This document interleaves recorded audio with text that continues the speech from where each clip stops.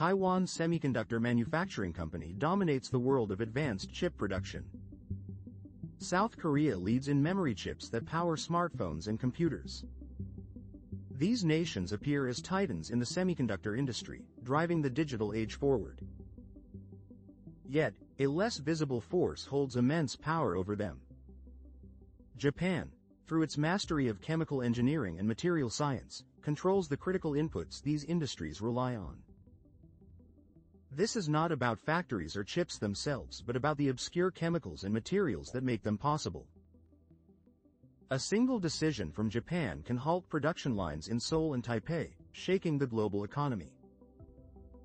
The story begins with a delicate balance of power, one that became starkly clear in 2019. A trade dispute revealed how deeply South Korea and Taiwan depend on Japan for the building blocks of their semiconductor empires. This dependency is not just a business matter, it is a geopolitical weapon, a silent empire built on knowledge and precision that Japan wields with unmatched skill.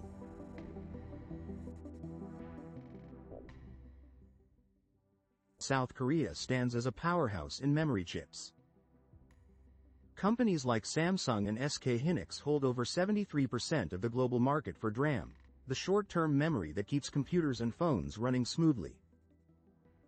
They also control over 51% of the NAND flash market, which stores photos, apps, and operating systems. These figures show their dominance in the digital economy, making them essential to everything from iPhones to data centers. Taiwan, meanwhile, has carved out its own empire. Taiwan Semiconductor Manufacturing Company, or TSMC, produces 90% of the world's most advanced logic chips.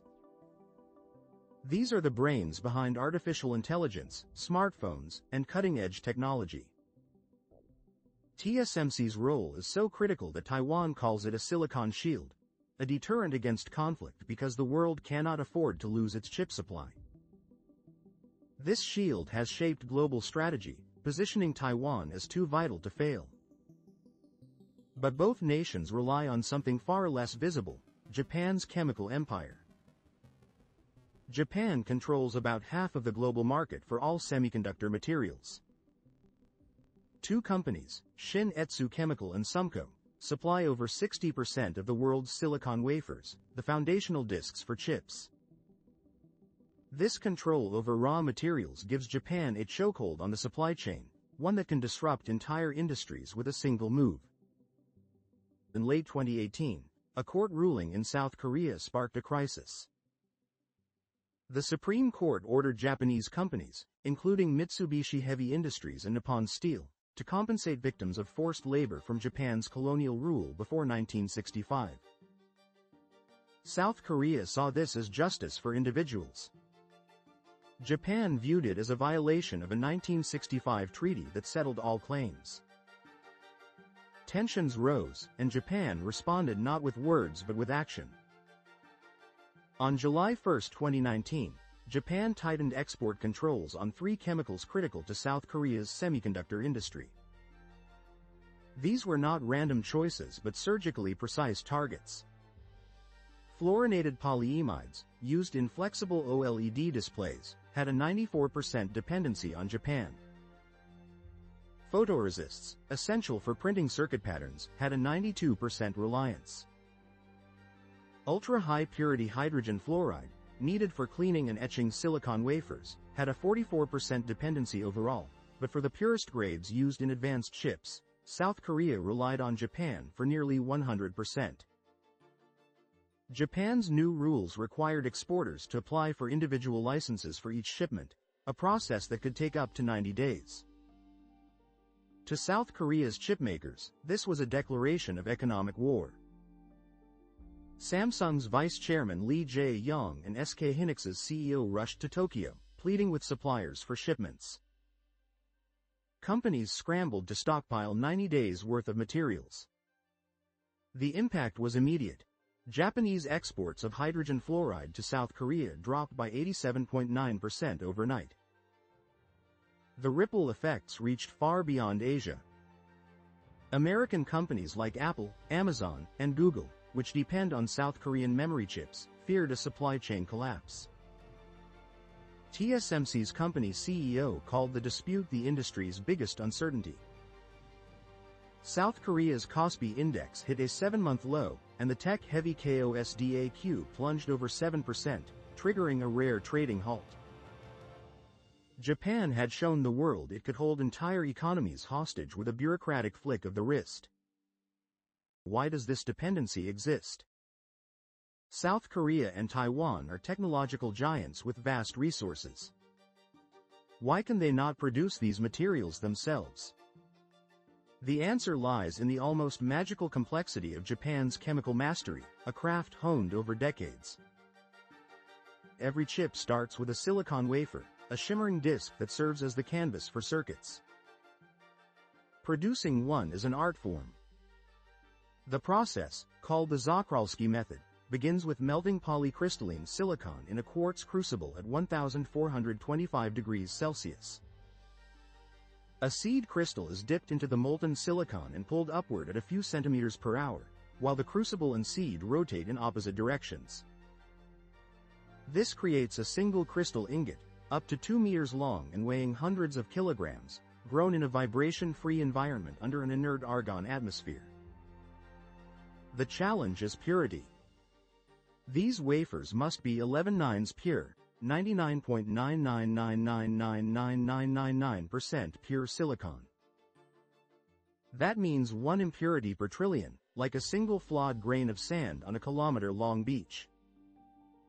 A tiny vibration, a temperature fluctuation, or an impurity from the crucible can ruin a multi-million-dollar batch. Japan's Shin Etsu Chemical and Sumco dominate this process, controlling over 60% of the global market. Their success comes from monozukuri, a Japanese term for the art and science of making things, built on decades of trial and error. Other nations have spent billions trying to replicate this but cannot match Japan's consistency. If silicon wafers are the canvas, photoresists are the paint. These light-sensitive chemicals allow chipmakers to print microscopic circuit patterns. For the most advanced chips, extreme ultraviolet lithography, or EUV, uses light with a 13.5 nanometer wavelength. This light is so delicate it gets absorbed by air and glass, requiring a near-perfect vacuum and ultra-reflective mirrors. Photoresists are a chemical cocktail. When an EUV photon hits, it triggers a photoacid generator, releasing an acid that changes the polymer's solubility to form precise patterns. The catch is the RLS triangle: resolution, line edge roughness, and sensitivity.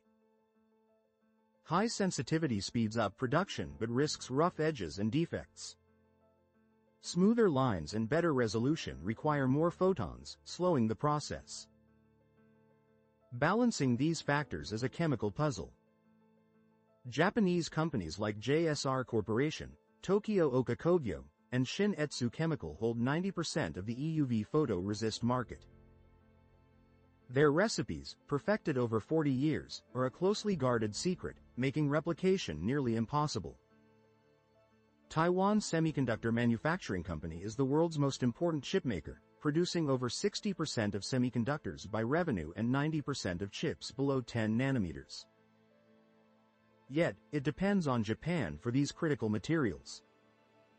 This is not a flaw but a deliberate strategy. Founder Morris Chang built TSMC on the idea of focusing solely on manufacturing. By outsourcing chip design to companies like Apple and Nvidia and sourcing top-tier materials from Japan, TSMC could perfect its fabrication process. This partnership is symbiotic but unequal. Japan's materials enable TSMC's success, while TSMC's orders fund Japanese research. TSMC can negotiate prices but has no leverage over critical inputs like silicon wafers and EUV photoresists, where Japan has no rivals at the needed scale and quality. To strengthen this bond, TSMC is investing in Japan, building factories in Kumamoto on Kyushu. The Japanese government has pledged over 1 trillion yen, roughly $7 billion, in subsidies for TSMC's first 2 factories. This joint venture, called Japan Advanced Semiconductor Manufacturing, includes Japanese firms Sony and Denso as stakeholders. On the surface, this looks like TSMC expanding to reduce risks tied to Taiwan's geopolitical tensions. But it is also about securing access to Japan's materials. By building in Japan, TSMC embeds itself deeper into the Japanese ecosystem, ensuring supply stability but reinforcing its dependency. This move aligns Taiwan and Japan strategically, as both face threats from China. A disruption to TSMC would harm Japan's chemical industry, giving Japan a stake in Taiwan's defense. Japan's dominance is formidable but not invincible. Its strength lies in its concentrated expertise, but this also creates vulnerabilities. Japan sits on the Pacific Ring of Fire, prone to earthquakes and tsunamis. The 2016 Kumamoto earthquake showed how a single event could threaten production. A major disaster at a key plant could cripple the global tech industry. Japan also faces a demographic crisis. A low birth rate and aging population mean fewer engineers and technicians. The country struggles to produce enough STEM graduates to maintain its edge. Additionally, Japan imports most raw minerals and energy for its chemicals, creating its own supply chain risks. The 2019 dispute was a wake-up call for South Korea. Seoul launched the K-semiconductor strategy, aiming for 50% self-sufficiency in materials, parts, and equipment by 2030. Korean companies like Seoulbrain and SK Materials achieved a breakthrough, producing ultra-high-purity hydrogen fluoride in months, a feat experts thought would take years. But challenges remain, especially with EUV photoresists, where Japan's expertise is harder to replicate. China looms over this dynamic. Through its Made in China 2025 plan, Beijing is investing hundreds of billions to achieve semiconductor self-sufficiency. China lags behind in advanced fabrication and materials, but its scale and determination make it a threat. If China masters these technologies, it could disrupt Japan's dominance and shift the global balance of power.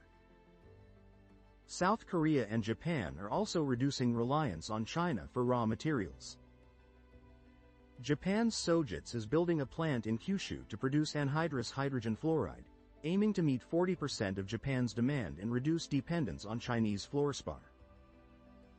South Korea is seeking minerals from Canada, Australia, and African nations to diversify its supply chain. These efforts show a regional push to counter China's influence. For years, the world focused on Taiwan's foundries as the semiconductor industry's heart. A conflict in the Taiwan Strait was seen as the ultimate risk, capable of halting chip supplies. But the 2019 dispute revealed a deeper truth: the real power lies upstream, in Japan's chemical empire. Japan's control over materials like silicon wafers and photoresists gives it unmatched leverage. The dispute showed how this power can be weaponized, holding industries hostage without a shot fired. Japan's dominance is built on knowledge, not just factories. Its monozukuri and decades of chemical innovation create a moat that money alone cannot cross. Yet, this power is fragile, vulnerable to natural disasters, demographics, and rivals like South Korea and China racing to catch up. The 2019 dispute sparked a shift, pushing South Korea to localize production and TSMC to invest in Japan. These moves may reduce vulnerabilities but also entrench Japan's role as the indispensable supplier. The battle for semiconductor supremacy is not just about chips but about the raw elements behind them. Japan's quiet empire shapes the digital age, and its influence will determine the future of technology and global power. As South Korea, Taiwan, and China vie to challenge this dominance, the world watches a silent war unfold, one where the smallest molecules hold the greatest stakes.